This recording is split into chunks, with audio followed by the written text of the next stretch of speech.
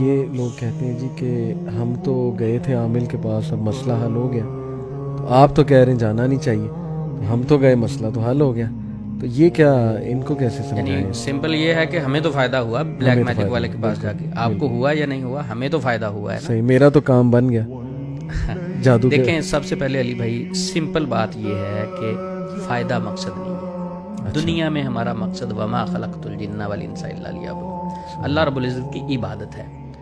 عبد کسے کہتے ہیں؟ ہم تو اس لفظ کو ہی نہیں سمجھتے کہ عبدیت کیا ہے۔ صحیح، عبد وہ ہے جو اللہ رب العزت کی عبادت کرتا ہے، صحیح ہے، یعنی اپنے آپ کو اللہ رب العزت کے تابع کر دیتا ہے۔ صحیح۔ اچھا آزمائش آتی ہے بندے کے پاس، یہ فوری بھاگ جاتے ہیں جادوگر کے پاس، فرق محسوس ہوتا ہے، کہتے ہیں ہمیں فائدہ ہو گیا۔ بھئی تیرا مقصد دنیا میں صرف فائدہ حاصل کرنا ہے یا اللہ اور اس کے رسول کو راضی کرنا ہے؟ سبحان اللہ، جب آزمائش آئی ہے اس موقع پہ اللہ آپ کو آزما رہے ہوتے ہیں، یہ کس طرف جاتا ہے؟ صحیح۔ عبداللہ بن مسعود رضی اللہ عنہ والی حدیث مسند احمد میں 7 نمبر جلد میں وہ ہے، کیا کرتے ہیں کہ ان کی وائف کہتی ہیں کہ عبداللہ بن مسعود جب بھی گھر میں داخل ہوتے تھے تو کھنکھارتے تھے، تھوڑی سی آواز نکالتے تھے۔ کہتے وہ آئے، اب گھر میں داخل ہوئے تو ایک بڑھیا مجھے دم کرنے آئی ہوئی تھی، کہتے میں نے انہیں اپنی چارپائی کے نیچے چھپا دیا ان کے ڈر کی وجہ سے۔ تو عبداللہ بن مسعود رضی اللہ تعالیٰ عنہ کہتی ہیں کہ میرے گلے کے اندر ایک دھاگا دیکھتے ہیں تو میرا دھاگا اتار دیتے ہیں، کیا فرماتے ہیں کہ یہ شرک ہے، دھاگے پہننا، تعویذ پہننا، محبت کے عمل کرنا، یہ شرک ہے۔ صحیح۔ تو دوسرا کہا کہ عبداللہ بن مسعود رضی اللہ عنہ کی اولاد اس سے پاک ہے، آپ نے ایسا کام نہیں کرنا۔ تو اب سیم جملہ جو عام معاشرے میں کہا جاتا، ان کی وائف نے بھی کہا، انہوں نے کہا آپ ایسے ہی نہ کہیں، میں تو ایک یہودی کے پاس دم کروانے گئی تھی، میری آنکھ پھڑک رہی تھی، جب وہ دم کرتا تو میری آنکھ پر سکون طاری ہو جاتا۔ عبداللہ بن مسعود رضی اللہ تعالیٰ عنہ نے فرمایا کہ وہ شیطانی عمل تھا۔ تھوڑا سا یہاں بریک لے کے، عبداللہ بن مسعود کون ہے؟ جو نبی صلی اللہ علیہ وسلم کے ساتھی ہیں، جن کی تربیت نبی پاک نے کی، وہ شخص بات کر رہے ہیں۔ عبداللہ بن مسعود رضی اللہ عنہ جو نبی صلی اللہ علیہ وسلم کی یونیورسٹی میں بیٹھ کے لائیو لیکچر لینے والے، فقیہ الامت، ٹھیک ہے، وہ بات کر رہے ہیں کہ یہ شیطانی عمل ہے۔ یعنی وہ کہہ رہی ہیں کہ مجھے سکون ملا میری آنکھ کو، اور اس سے متاثر ہونے کی بجائے وہ کیا کہہ رہے ہیں جو شریعت کہتی وہ شیطانی عمل تھا۔ عبداللہ بن مسعود رضی اللہ تعالیٰ عنہ فرماتے ہیں کہ دیکھیں جب سب سے پہلے شیطان آپ کی آنکھ پہ ہاتھ مارتا، جب آپ دم کرواتی تو اپنا ہاتھ روک لیتا، تو اس سے سمجھ یہ لگتی ہے کہ بیسیکلی یہ شیطان ہی آپ کو اس جادوگر کے پاس لے کے جانا چاہتا ہے۔ اس کا سب سے پسندیدہ عمل شرک ہی تو ہے، شرک ہی تو کروانا ہے۔ جب آپ نے شرک ہی کر لیا تو وہ کیوں تنگ کرو، آپ تو اس کے سگے بھائی ہوئے نا، آپ پہ اس نے جادو کیا، آپ شرک کی طرف چلے گئے، وہ کیوں تنگ کرے آپ کو؟ وہ کہے گا جناب سلوٹ ہے آپ کو، آپ تو میرے آپ ہی نے ایک بار شاید بتایا تھا نا، ایک شخص نماز پڑھتا تھا، وسوسے بڑے آتے تھے، تو شاید آپ نے کہا، کسی عالم نے کہا کہ یہ تو دلیل ہے کہ تمہاری نماز اچھی ہے، جی، کیونکہ جو شخص نماز نہیں پڑھتا اس کو وسوسے کیوں آنے؟ وہ تو کام شیطان کا آلریڈی کر رہا ہے، تو شیطان اسے کیوں تنگ کرے گا؟ شیطان تو تنگ ہی اسے کرتا ہے جس سے خطرہ ہے۔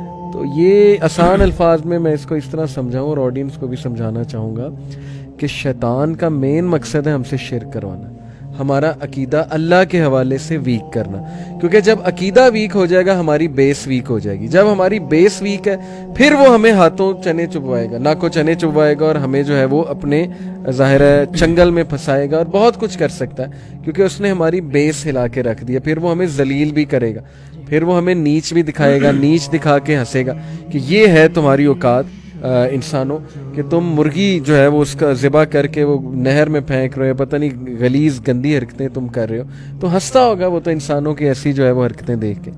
علی بھائی میں آپ کو واقعہ سناتا ہوں کہ لاہور سے ایک فیملی آئی، میاں بیوی اور ان کا ایک بیٹا تھا، بڑے پڑھے لکھے لوگ تھے، سمجھدار تھے، ان کے ہسبینڈ اچھے لیول کے آفیسر رہے تھے۔ صحیح۔ تو مجھے پوچھتے ہیں کہ میں سمجھدار لگ رہا ہوں آپ کو؟ صحیح۔ میں نے کہا بالکل آپ سمجھدار لگ رہے ہیں، بڑے اچھے لگ رہے ہیں۔ صحیح۔ تو کہتے پھر میں آپ کو مسلمان ہوتے ہوئے ایسی حرکتیں نہ بتاؤں جو مجھے نہیں کرنی چاہیے تھی۔ صحیح۔ میں نے کہا جی بتائیں آپ۔ میں تو بڑا تعجب سے ان سے کہا، کہتے میری وائف کو کوئی پرابلم تھا جو خواتین کا خاص پرابلم ہوتا ہے، تو وہ چل رہا تھا، تو اتنا مسئلہ تھا کہ 2-3 منتھ مسلسل اسے فرق ہی نہیں پڑ رہا تھا، اور اس کو اتنی تکلیف ہوتی، بلیڈنگ کا ایشو تھا، اتنی تکلیف ہوتی کہ وہ بیچاری جس طرح بکرا ذبح کر دیا جائے اتنی تکلیف میں مبتلا تھی، دن بدن ویک ہوتی جا رہی ہے۔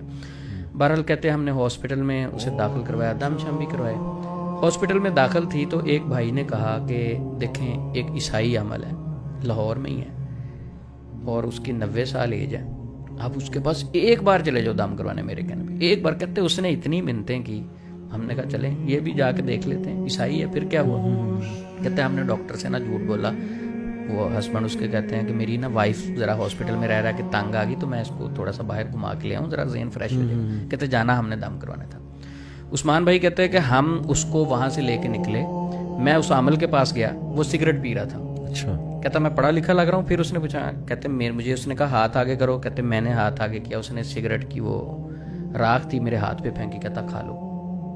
कहता मैंने खाई, मैं कितना माशाल्लाह समझदार लग रहा हूँ, मैंने खाई। कहता जब फिर कहता उसके बाद क्या हुआ, मेरी वाइफ के सर पे उसने हाथ रखा और वही सिगरेट पीते हुए धुआं थोड़ा सा उस तरफ फेंका। उसने कहा ले जाओ। कहते मैंने दिल में सोचा कि ये क्या इतना सा काम था और ये क्या कह रहे हैं। कहते उस्मान भाई आप हैरान होंगे, मैं वहां से निकला, मेरी वाइफ को वो वाली बीमारी ऐसे थी जिस तरह कभी हुई नहीं। अच्छा कहते हम घर पे आ गए, रास्ते में 2 दिन 3 दिन हॉस्पिटल चले गए, बिल्कुल उसके बाद नहीं हुई बीमारी। अच्छा मैंने उससे पूछा, अब उनका कोई और मसला था जो मेरे पास है। मैंने कहा सही बताएं, अगर आज वो है जिंदा। कहते नहीं वो फौत हो गया। मैंने कहा अगर जिंदा होता तो कहता यकीनन ईमान मेरा इजाजत नहीं देता, लेकिन मैं उसके पास होता। मैंने कहा क्यों। कहता ईमान ही डैमेज हो गया उस्मान भाई। मैंने कहा ये ठीक था जो आपने किया। कहते मेरा ज़मीर मुतमईन नहीं है, मैंने गलत किया, लेकिन मैंने किया। यानी हम अपनी आसानी के लिए, हम अपने सुकून और सहूलत के लिए शरीयत को छोड़ देते हैं, अल्लाह और उसके रसूल की बात को छोड़ देते हैं। मैं कहता हूँ कि 100 बार तुफ है ऐसे सुकून पे जो अल्लाह और उसके रसूल को नाराज करके। बेशक ऐसा सुकून हमें नहीं चाहिए। बेशक जो ज़ाहरी दुनिया के सुकून है वो तो फिर गैर मुस्लिमों के बाद बहुत है, लेकिन ये आर्जी हयात दुनिया वल आखिरत खैर। अब वो खातून का मसला, इस पे भी थोड़ा सा ये बनता है कि कैसे मैंने 2-3 चीज़ें सोची। सबसे पहले तो शैतान का मकसद है कि शिरक करवाना। तो वो बेचारा पता नहीं तंग आ गया होगा, इंतज़ार करता रहा। वो जब एक गैर मुस्लिम के पास पहुंचा तो शैतान ने भी कहा कि भाई अब मैं जाता हूँ, जो मेरा मकसद था वो पूरा हो गया। ऐसे अकीदे वाले, अब कुछ लोग कहेंगे जी वो आप डॉक्टर से इलाज नहीं करवाते, गोरा डॉक्टर जब इलाज करता है आपके स्कैन करता है, आपको ड्रिप लगाता है, वो कैसे लगवा लेते हैं। देखिए वो एक जिस्मानी मामला है, ये ईमान का मसला है, बिल्कुल ठीक, ये शरीयत का मसला है, सही, रूहानियत का मसला है, सही, ये आपकी रूह के साथ चीज़ें लिंक है, सही।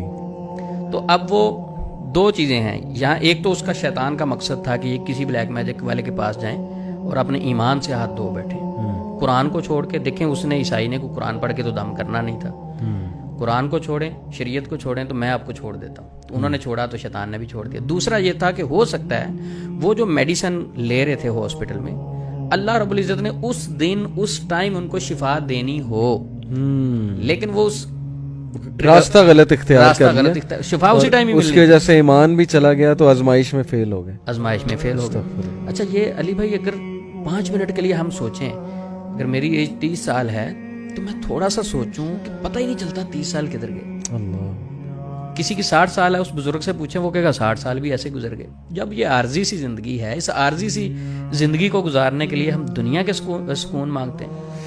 बेशक, सहाबा इकराम तो ऐसे सुकून देख के रोना शुरू कर देते थे। सुभान अल्लाह। बल्कि मुझे सॉरी यहाँ पे बात काट रहा हूँ, एक हदीस याद आ गई, एक हदीस का मफहूम बयान करूँ। मैंने वो एक इश्क मशूकी पे लेक्चर दिया था, वो हदीस मैंने बयान की थी कि इंसान को ना एक चीज़ पहुंचनी होती है, लेकिन वो हराम रास्तों से उसको जल्दी लेने की कोशिश करता है। वो चीज़ उसे हराम से शायद मिल तो जाए, लेकिन उसकी वजह से एक तो उसका ईमान जाता है, अल्लाह सुब्हानहू व तआला से ताल्लुक़ भी उसका जो है वो ख़त्म हो जाता है, और ये वो सेटिस्फाई तो हो जाएगा कि चलो जी मुझे चीज़ तो मिल गई, लेकिन जो आखिरत में उसको जवाब देना पड़ेगा वो फिर अल्लाह माफ़ करे। तो ये वही बात है जो अभी आपने हज़रत अली रज़ी अल्लाह अन्हु वाला वो कॉल मैंने कहीं पढ़ा तो नहीं है, सुना है, बड़ा सुनने में आया है कि वो उन्होंने एक आदमी को कहा कि तुम ज़रा पहरा दो, ज़ीरा उसके पास रखी, मैं नमाज़ पढ़ लूँ। अब वो नमाज़ पढ़ने लगे, पीछे से ज़ीरा उसने 2 दिरहम की बेची भाग गया। हज़रत अली रज़ी अल्लाह तआला अन्हु फरमाते हैं कि मैंने नियत की थी कि जब मैं नमाज़ पढ़ूंगा इसे 2 दिरहम दूंगा, मिलने इसे 2 ही थे लेकिन इसने गलत रास्ते से लिए। तो जब हम जल्दबाजी करते हैं, शिफा तो अल्लाह के पास है, हर मुसलमान का ईमान है। जादू में जादूगर के पास चले जाएं तब भी अल्लाह ने शिफा देनी, कुरान से इलाज करवाएं तब भी शिफा अल्लाह ने देनी। शिफा दोनों सूरत, जब शिफा उसके बाद ईमान का इम्तिहान चल रहा है, आजमाइश चल रही, उसमें आप फेल हो रहे हैं, फेल हो गए, सब कुछ गया।